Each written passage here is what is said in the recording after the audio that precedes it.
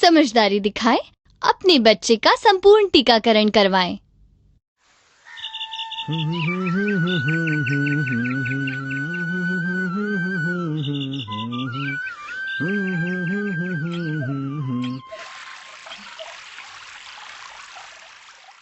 खुशबू जल्दी कर, शाम को मेला देखने चलना है, याद है ना?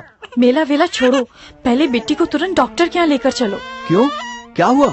बुखार आ गया है, आज सुबह टीका लगवाया था। मैंने मना किया था ना, मुझसे बिना पूछे लगवा दिया है।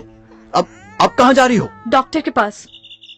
हाँ, ये तो आशा बहन जी हैं। मत किया करो, लेकिन तुम्हें तो अपने मन की ही करनी रहती है। आशा बहन, बिट्टी को टीका लगवाया था, उसके बाद से बुखार है, हम उसे लेकर डॉक्टर के पास जा रहे हैं। परेशान मत हो खुशबू, टीके के बाद बुखार आना आम बात है।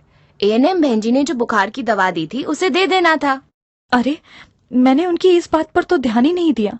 कोई बात नहीं खुशबू, हेल्थ सेंटर में तुम्हें डॉक्टर दीदी फिर से सब समझा देंगी।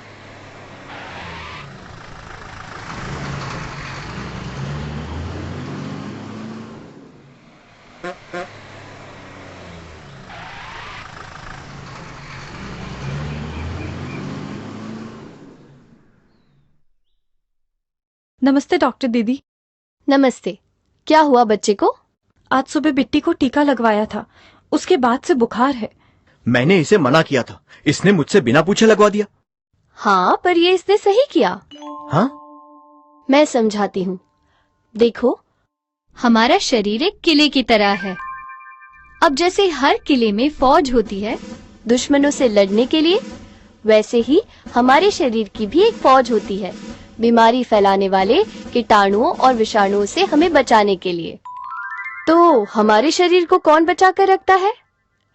जैसे किले को फौज दुश्मनों से बचाती है, वैसे ही हमारे खून में भी काफी सारे बहुत छोटे छोटे कण होते हैं जिन्हें सेल कहते हैं।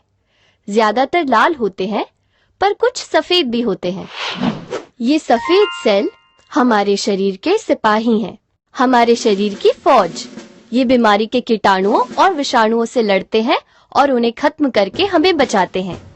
अब किसी भी फौज के सिपाहियों जैसे इन सफेद सेलों को भी दुश्मन को पहचानना, लड़ाई के दाव पेच, हथियार चलाना सिखाने की जरूरत होती है। अब इन्हें कैसे सिखाया जाए? इसके लिए हम बच्चे के शरीर में वैक्सीन को पहुंचाते हैं।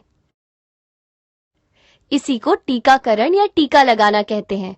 इससे बच्चे को कोई नुकसान नहीं है।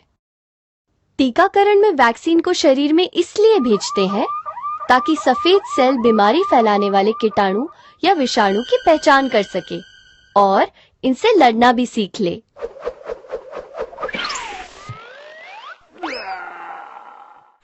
अब जब कभी बच्चे को इन बीमारियों का संक्रमण होता है, तब हमारे सफेद सेल इन कीटाणु या विषाणु को फौरन पहचान जाते हैं और इन्हें खत्म कर देते हैं। अब जैसे फौज की ट्रेनिंग में भाग दौड़ मेहनत होती है, वैसे ही जब सफेद सेलों की ट्रेनिंग होती है तो बदन गर्म हो सकता है। बिट्टी का बुखार भी सिर्फ यही है। इसका मतलब सिर्फ ये है कि उसके शरीर के सफेद सेल बीमारी के दुश्मनों से जम के लड़ना सीख रहे हैं, ट्रेनिंग ले रहे हैं। यदि बच्चे को बुखार आता है तो एएनएम द्वारा बताए डोज के अनुसार बुखार की गोली पीसकर माँ के दूध के साथ देना चाहिए। इससे सफेद सेल की ट्रेनिंग भी हो जाएगी और बुखार भी ठीक हो जाएगा। और अगर सूजन हो तो थोड़ी बर्फ या ठंडे कपड़े से सिकाई कर देना चाहिए। अब मेरी बिट्टी को कोई बीमारी नहीं होगी ना?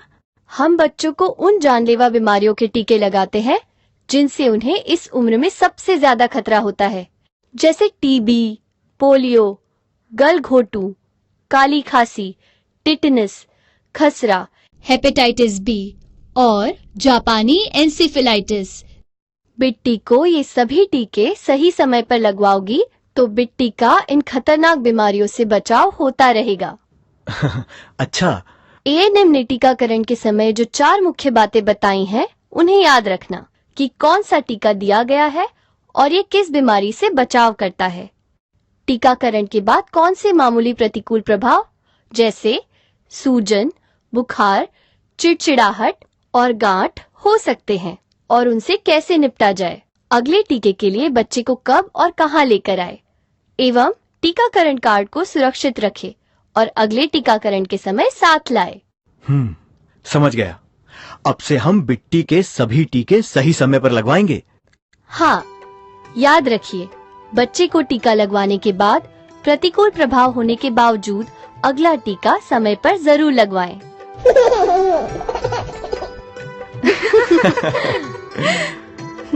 समझदारी दिखाएं, अपने बच्चे का संपूर्ण टीकाकरण करवाएं।